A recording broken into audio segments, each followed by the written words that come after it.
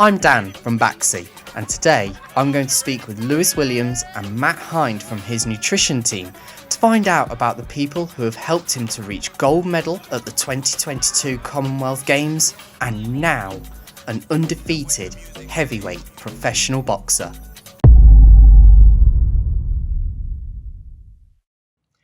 Lewis, Matt, welcome. It's great to have you both here. So today we're talking about how there's multiple teams, multiple people that get you, Lewis, ready for peak performance. And that's not just confined to the boxing ring or the gym. It's a wide spectrum, isn't it? So let's talk about the various management teams that you have working with you and how they prepare you for being the best that you possibly can be during a fight, before the fight, and the long term afterwards. I'd built my team pretty early on, even before turning professional. Was replicating what I'd learned from the amateurs and what creates a successful Olympic team. So I decided to take that away and bring that home for my own team. So I brought on the nutritionist Matt here and Connor from Prime. How many years is that now? That's now 4 years. 4 years. I got practicing with them, and learnt that they were correct for the job. So they're on to me every day about my nutrition, and then I went and got James, I think, a little bit before you. I think that might have been 5-6 years, and from Real Fitness, they're it's my strength coach. So he does my strength and my conditioning, running, lifting weights, as well as keeping me healthy. Any little problems and niggles that I have, he's going to sort them out. So obviously I can get into the ring healthy and not have any problems.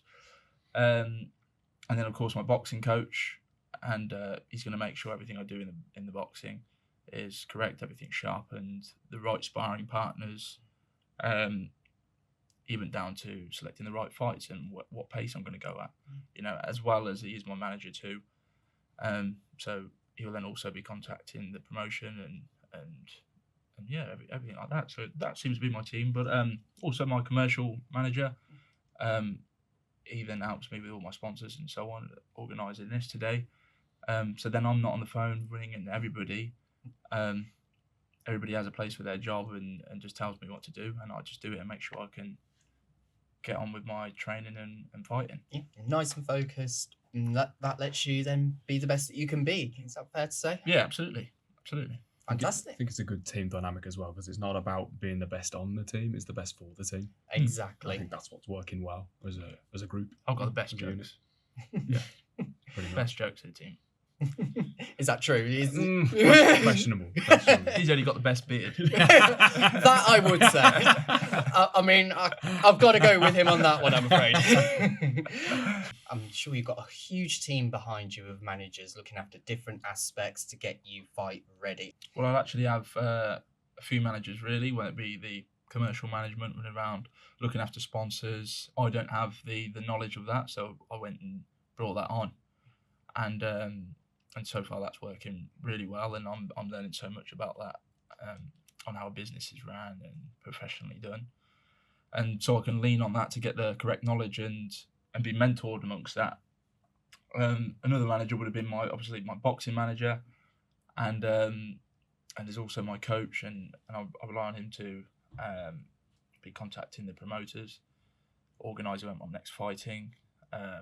How the fight's going to be, so whether I'll be doing 4 rounds, 6 rounds, 8 rounds, 10, and then even going on to how often I'm going to be boxing a year, so all of that to do with the boxing, they're going to be managing and constantly in contact with the promoters. So Lewis, nutrition is obviously such a big part of getting you prepared for any fight. And staying alive. I mean, that's the most important thing, of course. We're joined by Matt, of course. And Matt, I've got a question for you. Of course.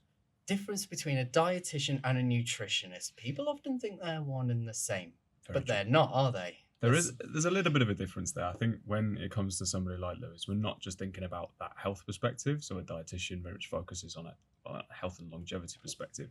We've obviously got the performance element that comes into it too. We need to make sure that Lewis is fueling for his sessions and feeling 10 out of 10 for those and meeting those energy demands. And that's where becoming a little bit more niche and a little bit more specialised into performance nutrition is where my expertise have come from. Mine and Connor's have been the same that way, and we've been applying that on the daily to Lewis. Fantastic. And the input, Lewis, from these guys, and I'm not just going to ask this because he's sitting right next to you and we don't want to make him feel bad, but the expertise from Matt and his team has been so valuable, hasn't it, in getting you prepared and feeling good, so you know you're going into a fight that you've got the best fuel possible. And I'm sure you've got a great team working there, haven't you? It's quite crazy to think he got his certificate off of eBay. It's mad, but no, they're really good. They're on to me every day, WhatsApping me, and I hate my phone going off, but they're constantly there.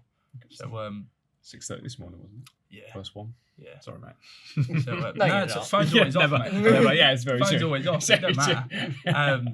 But yeah, no, they're really good. So any little problems, they seem to know my body more than that I do now. If I have a little hiccup, they've usually got a reason for it, and I don't even have to explain it until I start going into detail. They've already got the answers. So making sure I'm fueled for every session, and keeping me away from injuries, and even simple things as colds and flus, keep me healthy, because if I come down with the flu or something the week before, well, either you're not fighting or you're really in a bad state to fight in, right? So there's many things. We straight away see, as soon as Lewis does get just like a drop in appetite, and as soon as that drop in appetite comes, we're then under fueling for sessions, and that has a knock-on impact in how good that session is. And I think, like Lewis mentioned about having that such frequent contact, means we can kind of understand, even when he's put his morning body weight in, if we see something like a little drop, well, we kind of understand the context of where he's been feeling over the past 24 hours, and all of that perception is really important. So you've got the data part, but I think the feedback from Lewis is also vital for how he's feeling and understanding what the best next steps are with nutrition. It's great communication, isn't it? And It's that huge. understanding one another. And ultimately, when you're going into preparing for that fight, it's a weight off your mind, isn't it? So Yeah. you know that you're going to go into that feeling as close to 100% as you possibly Absolutely. can. Yeah, a lot of people are trying to educate themselves using the internet to get the knowledge and do so themselves, but he's gone through a lot of training to get this bang on. So I know I can trust them to instruct me on what to do, and I've simply just got to do as they say, and that takes a lot of stress off your mind then, doesn't it? Absolutely. Just like it would in the workplace, you don't have to keep worrying about, if I do this, if I do that. Trust his job role, that's why he's got it, and we've spent a good amount of years together now, where he knows me, I can trust him, as well as Connor, and it flows like that. It's good. And which is what we need in a high performance world, because things change on a dime. It'll be things like sparring time will suddenly change. Okay, well, if sparring time changes, then we need to change supplementation time, because levels of caffeine and nitrate they're going to be spiking in the blood at different times, and we need to hit those at the right time to make sure that Lewis is getting in there feeling 10 out of 10 and ready to go. So once that communications comes through, we can kind of have that chat, and then we'll come back with the feedback, and the plan, we'll execute it and get feedback on it. So we're going for a curry after this. Pretty much. Thought so. What time are we on? About 4 o'clock, isn't it? Is it? No, it's 1:30, something like that. Half one. At time now. Yeah. No. Yeah. We get the curry in early, mate. Yeah, 100%. Also helps you can have a laugh about it as well. Yeah. How many calories would you have to get Lewis to take in the lead up to a fight? Or I'm guessing it might vary, but as a rough figure. I think you've hit the nail. It does vary. We've built up steadily over time. It's gone from 4,000 calories, 4,500 calories, and up to 5,000 calories on some of the biggest training days. Yeah, we have to break it down, don't we? Make sure that we're getting little and often in with that fuel in to hit the 5,000 calorie mark. It might sound like it's all fun and games going to the chippy, but we need to get it in the right way. So what we're doing for that is we're breaking it down to, let's take like example breakfast. We'd be loading up with the eggs, we'd be getting in some toast, but then we'd be doing multiple carbohydrate portions and getting in fruit juices and other carbohydrate drinks alongside that as well, to make sure that we're getting to meeting those carbohydrate demands, getting to the level we need to. I think it's something we've had to work on for sure. I think it's not one that you just suddenly go from eating a 2,500 calorie diet to doubling straight away. We need to steadily build up and see what Lewis enjoys eating, because otherwise it's going to be a big old chore to get to 5,000 calories. So I think even thinking about like pre-training demands, carbohydrate needs are usually 1 gram per kilogram of body weight. So for Lewis, that's about 7 slices of toast. Wow. So it's not something that is going to be eaten in purely bread alone. We need to be breaking it down and doing it in a way that's going to be benefiting Lewis best. And that's taken years of understanding what Lewis likes and can grab on the go whilst he's getting towards sparring and getting towards training, to make sure that we're meeting those carbohydrate demands. Because that's a big one for fueling. Absolutely. And on a fight day itself, Yeah. that must be very meticulously planned out. We'll typically get the fight time either the day before or on the morning. From there we start to plan. So myself and Connor will start breaking it down. We'll start understanding where does breakfast need to be. We need to then give it a couple of hours and make sure that Lewis is still hungry again, to then get ready and eat again. So we'll be eating or having snacks every couple of hours. There'll be four different meal feeds in there, and they'll be broken down at a relevant time for Lewis. He's obviously got lots of other commitments on fight day. There's usually media work, there's mobility, there's warming up, there's making sure that he's still got his mind on the right areas for peak performance, rather than thinking about when he needs to eat something. So we will literally come up and be like, you need to eat this now, you need to go and have this lunch now. We'll go and get the food as well, make sure that he's got everything ready to go. So going around the table, very important question. Of course. Favourite meal and why? What's yours? Mine, I like to go to the Mexican. I like burritos. Mexican. I like going enchiladas, fajitas. You've probably seen that in the plan. The look of pure disgust. I think Lucy's more traditional. Is that what with it his is? foods. So go on, Lewis. I What's quite yours? like Thai. Thai. Yeah, Okay. like a pad Thai or Yeah. a bit of a stir fry and that sort of stuff. It's easy to cook and tastes sweet, I was thinking more along the steak route. You like your steak? Nah, not that often. I do, No. but it get a bit boring if you have it 2 or 3 a week. That's true. You get quite bored of them, aren't you? Yeah. Treat I know. yourself to That a is a good fair steak. point. Another big one's been your stews as well recently. Yeah, Been do like loving, a your, stew. loving your stews. Big Bit old of a- chunk of bread in there, yeah. Bit of a winter warmer at the moment. 100%. Eggs and avocado has been a Win. big staple of yours. Win. Eggs, avocado, loads of toast. We need that in there. Yeah. And plenty of coffee stops as well. And we can utilize those in the plan as well. I think Nice. when it comes to fueling Lewis, it's not about just eating plain chicken, rice, and broccoli every meal time. Got to have some treats in there. Yeah, 100%. I think that's where the Thai meals can come in the right format, the right time to make sure that Lewis is still performing really well. No, Because a happy fighter is a dangerous fighter as well. So that's a good point to me. Yeah, Too right. you're feeling good in yourself, and that directly links to performance, doesn't it? Yeah, absolutely. So for me, pizza. All Pizza. the way. Does it? Nah, Classic cheese boring. and tomato. It also, I should caveat, I'm vegetarian. Oh, So Oh my god. I think It could be worse. You could be vegan. Also true, but You know what I I love mean? cheese too much. Oh my god. I love cheese too much. I have far too much cheese than is probably healthy. That could be a sponsorship I just missed out on there, isn't it? Yeah, that's that one down the Yeah, drain, mate. let's cut that Yeah. bit. Let's cut that bit. I love corn. First of all, how do you decide who the quote right sparring partner would be for a fight? Matching them up to who you can learn the most from, and also matching up to who I'll be fighting. So it's literally just replicating who you're going to be in front of, and then you get used to that style. You know, and how to avoid their punches, how to get around them, and how to dominate those rounds. You know, so that'd be down to my coach organising what sparring to come into. But I quite like the idea of sharpening all the tools. Sharpening all the tools, so then on the day you can solve whatever problems in front of you. You know what I mean? Not just plan for one event. You know, you could even have a change in opponents. So then you've got to change your style, and you've been working on one style the whole time. You know, so I quite like the idea of maintaining being sharp all the time.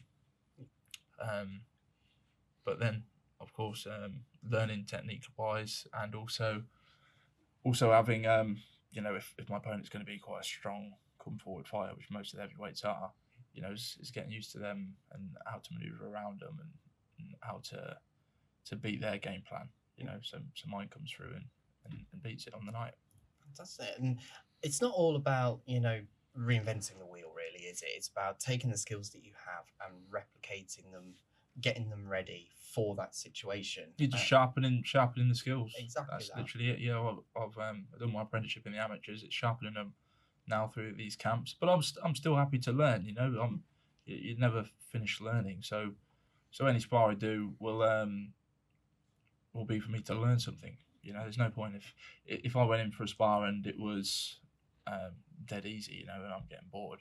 There's pointless me being there, really. I'm not being challenged with speed or power or anything like that. You know, that's going wrong. You know, Is that where So- you thrive then, when you're being pushed harder Absolutely, in a yeah, sparring yeah. session? yeah. So then when it comes to the fight, that's nice and easy.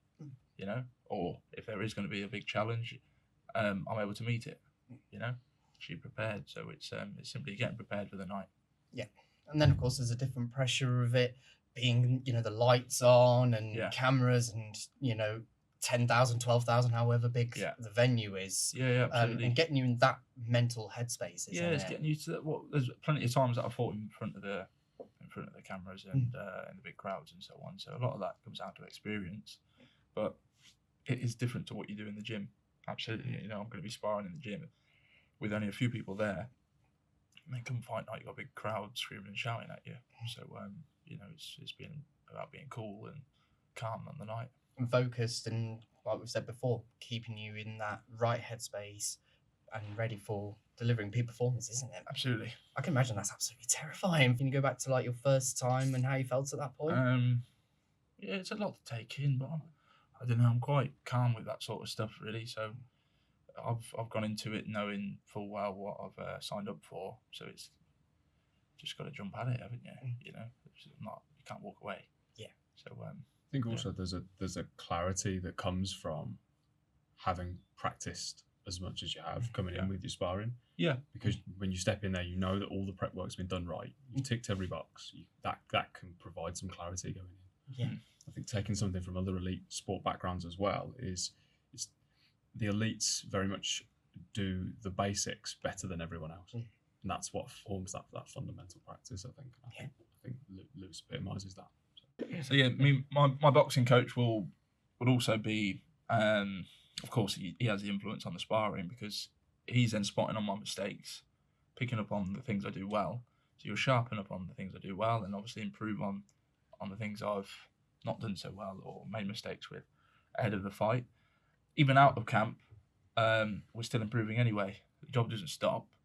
So I trust my coach to be able to pick up on these things and know this is how we're going to work, or even, you know what, I think you need to work on this. You need to go spar here, you know. So do your bit of traveling, do your sparring and so on. You know, we used to be doing it internationally with other teams. So yeah, that's probably the most valuable part of the team there to be able to pick out on that, because if my skills aren't right, then come fight night, it's not going to be correct either. You know, I could have as much fuel in me as I want, but if I'm not boxing correctly, then things are going to go tits up. You know. He's been on the big stage many times, as you can see. He looks like he's born to be there. That must help, right? When you've won a gold medal at the Commonwealth Games. That helps, doesn't it, in these situations and scenarios? Surely. Probably also with moving through more rounds, learning how to do that, and also the boxing coach is then going to adapt my training sessions for that.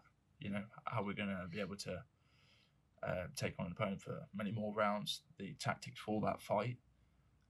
He would have done a lot of studying himself, so I'll do a bit, but he's going to do a lot more to pick out the tiny little mistakes, you know. Pick out their flaws for me to then use and abuse, you know. So yeah, it's a major job role, and there's a lot of trust there that's been maintained constantly. It's so crucial, isn't it? Like the saying goes, the devil's in the detail, and it's so important to have a team around you doing that valuable homework and things like that, and really going into the finer details will give you every opportunity. You've got to trust your team. Yeah, you've got to trust your team, and you know that you brought on the right people for the job. Yeah, you know, it's just so important to have those, you know, golden nuggets of information and really use them to the full extent that you can. Yeah, 100%. The game's about percentages, you know, so it's a little percent here, a little percent there, and by the time your whole team's added up all these small details and I've gone through and done them, you've gained a lot of advantage over an opponent, you know. So and then that puts the confidence when it comes to me stepping in the ring. And I imagine there's a lot of communication there as well. So they'll identify this particular flaw, work with you about a plan to use that. Yeah. but also going the other way, how you can overcome any potential gaps they might find. So you're almost pretty sharp, aren't you then? Yeah, 100%. You know, it's trusting their jobs, and I'll just follow up from it. What is, if there is one, there probably isn't, a typical day in the gym like for you when you're leading up to a fight? 2 to 3 training sessions a day. So I'll start off with boxing, do my sparring. That's the main important thing. Bag work, footwork, drills. You know, so all the boring stuff after and before, and then the more exciting stuff like the sparring, and then grinding it out in the bags as well. So that'll be probably my first session, and then going over to either my strength or my conditioning.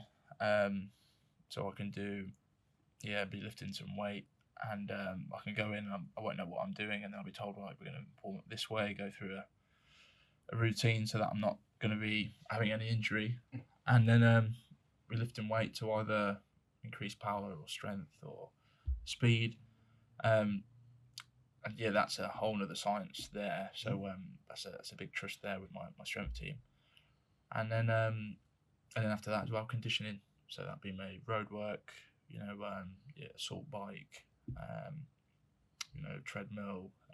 Bit like the intervals week. Yeah. You threw me through last week. Oh yeah, we was went horrible. jumped on, didn't we? Yeah. Yeah, I tried to keep up with him. Don't try. Not even going to go there. Not even going to go try there. it. Well, that's my afternoon out the window. So it's fairly busy, and then on top of that, I'm going to be jumping on doing my rehab sort of stuff to keep me healthy in my free time, and then like sports massage. That's a big one for me now as well. I found nice and costly. So just maintaining your body's working right as it would like a sports car. You got to treat it right to make it work. Yeah. Got to look after the engine to make it fully functional. So I think also from our side there, we mentioned I didn't even mention the food in between. Well, any of the testing that we do as well. True. We usually start a camp off with testing where we'll start to look into people's body composition. So we'll look at body fat, muscle, and bone percentage. Get the calipers out. Yeah. Favorite thing. Nice. And that'll help us understand where Lewis is at in terms of his body composition, whether we need to be stripping fat down, trying to increase muscle mass, which has been a big part of it. But also that's where the whole 5,000 calories has come from, is knowing that his resting energy expenditure, which is done through a resting metabolic rate test. So everybody has a different metabolism speed. People's is slow. Lewis's tends to be fast because of all the training that he's doing. So he's going to need more food, even at rest. And then we add on the training, and we start to understand and get a more clearer picture of what Lewis's needs are for fueling perspective as well. And that all comes from the testing, which usually starts at the start of a camp. So the strength work is actually a lot different to what Rocky really shows. You're just going out running miles on the concrete, ruining your knees and so on. Actually, now there's quite a lot of intervals, so we'll be running at speed at different times, and it hurts a lot more than just running for a long time. And as well as lifting weights, it's not now just lifting as heavy as you can. It's sometimes lifting them at speed or throwing a medicine ball, and it's a mega science behind it. So it's all done with intent, isn't it? As opposed to just as much weight as you can put on the bar as possible. It's not thoughtless, is it? No, moving it with speed. Everything has a reason to it. Whether it's to get a punch really strong, to get it really fast, and to even be able to control the punch. So there's so much, and they say like your legs are the roots to the tree. So that's where a lot of work goes. And of course, that's where all the power comes from, the punches. So there's so much detail to it, whether running at one speed or a certain elevation on the treadmill, or to lifting one weight and jumping around with it to the next level up. At different points of the camp, it all changes. Right. And that's all of that's like the intervals and the treadmill. So it's all timed, isn't it? It's on a time by time basis, as opposed to just thinking I'm going to run until I can't run anymore, and then jump off. Yeah. It's no, I'm sticking to this time. Yeah. And then trying to put your all in when it's go time again. Having that little bit of rest in between, isn't it? Yeah. So it's we've only got a minute in the corner, between each round. So you want to be able to get your body back to normal, ready for the next round to be sticking on your opponent. So everything is chasing that quick recovery and being able to maintain for how many rounds we can. So it's a big input of how many rounds we're going for, as I'm building up through my career, what my strength and conditioning is going to do, and what my boxing coach is going to do. So they've all got to be in connect and figuring out what they're doing and realising at this point in the camp I'm going to be extra tired, especially right towards the latter end of the camp. Yeah. So yeah, everybody's got to be in sync with each other and figuring out how much, and of course the nutritionist as well. I may be getting really tired, because things are getting pushed. They end up putting more fuel into me. Right. So it's so I'm glad that they all connect well and nobody has any arguments so far. Most of the time. Too right. Just about, otherwise Lewis will sort it out. Yeah, I wouldn't want Lewis trying to sort out arguments, to be perfectly fair. chance. It does make me feel a lot more reassured that as someone who tried running just half a mile and then had to stop because his hamstring was hurting, that makes me feel better that it's not long. It's a lack of meat. That's what it is. That's what it is. Have a steak, mate. Solved. That's it. The problem was solved. I've been trying for 3 years trying to figure it out, and that was it. We'll get them cooked up. You know what I There mean? we go. Yeah, sweet. You got a chicken wrap in your bag. Is there a piece of equipment that you really enjoy working on more than any others? That's a big question amongst the many that you have to work on, but is there one that you really enjoy? Nah, a lot of them hurting. Make me hurt. So no. Actually, no, the testing with the nutrition stuff's quite good. You just lay there. That's it. It's all you chill. just lay there. Yeah, no. Perfect. I just got to breathe. That's it. Yeah, so that one's pretty good. You can just about do that, right? Yeah, that's sweet. Yeah, yeah, you're right. Actually, yeah, good one. Not press through there. And then, sort of, when you're in the sort of fight scenario, the team that's in your corner, you've also got in between individual rounds, you'll no doubt have a team tending to cuts on your eyes, for example, all the way down to that minute detail. Could you talk about something as little as you looking after your tools, wrapping your hands correctly? So I'll have somebody come in that will do that for me, wrap my hands, and then be maintaining, like, if the risk of cuts and so on like that. Keep an eye on me for that, so I can just listen and get the instructions in the corner from my coach while somebody's perhaps working on a cut that's over my face and stopping that bleeding. Because if that comes through and carry on bleeding, they'll stop the fight. So they've got to look after that part. Yeah. Even that little detail is just relying on everybody's little specialism. Yeah. And letting that come through at the right time. Like if Lewis saw me coming into the ring, he'd probably throw one at me, tell me to get out of there. So yeah, got to have the right cut man in there for all. Yeah, his beard would get him. Yeah. So finally, but by no means least importantly, your fans, the people who are not in your sort of pay team. me. They do they? Yeah. How the much? One that's got to pay for the tickets and come and watch. That's it. They're so important to you, aren't they? And they want to see you at your best. How much motivation do they give you, whether that's in the gym or whether that's actually during the fight itself? There's quite a lot of pressure from the gym really as well, because I think from the youngers, you kind of looked upon to probably lead the way. I've always thought that, even from when I was boxing internationally as an amateur. You want to try and lead the way for them, show how you win certain fights, and under high pressure tournaments. So there's a good amount of pressure there, but it's good, But so for me, that just is another point for me to stay sharp and stay on my game and keep me in the gym. On top of the people that will come and buy tickets, that will come and watch me box, those are also usually important, obviously, for the business point, but the personal point, it's quite nice to see people really impressed with what I do. Even if I get stopped in the street or something because they've watched the fight, that's really nice to see that, they've gone out their way to support, but also they've enjoyed the fights. I've been able to do something.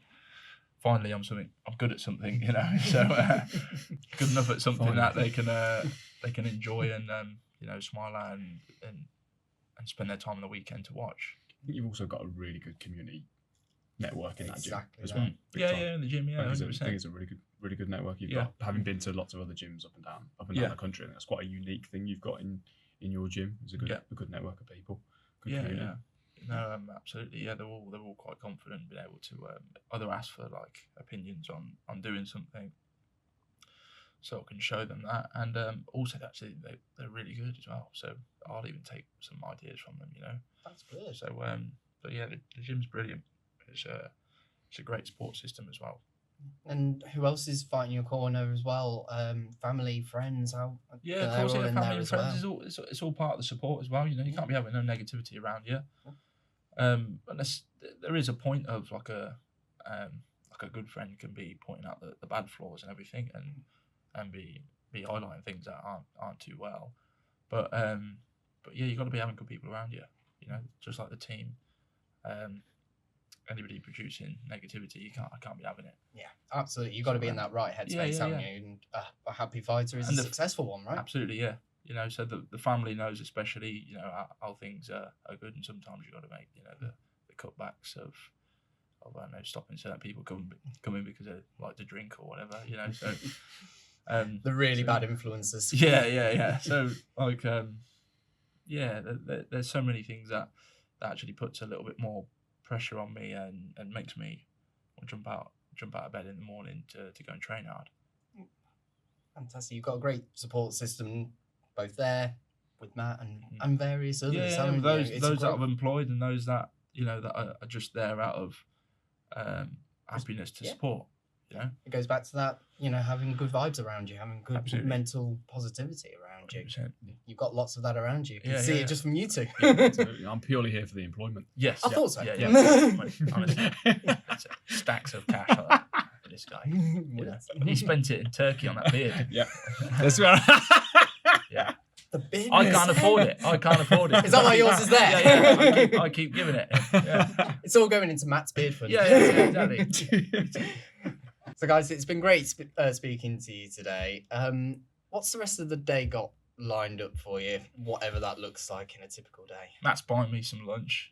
You got to go and eat again, have you? He's going to eat again. Fuel again. He's going to pay for it. So I'm out that wedge of cash I'm going to give him. Just the once. Just the so one he can, time. Fair enough. He can put his hand in his pocket. So I'll do that, and then I think conditioning. Do you want to join? No, I'm okay. My legs are still So recovering. I'll do some from last week. conditioning later on, and fuel up first. Fantastic. You just about managed to walk into here without, you know, falling over. Without cramping up again. Without cramping up, exactly. Brilliant. Guys, it's been fantastic. Pleasure. Thank you. Pleasure. Thank you very much. Cheers. Good luck with everything. Thank you.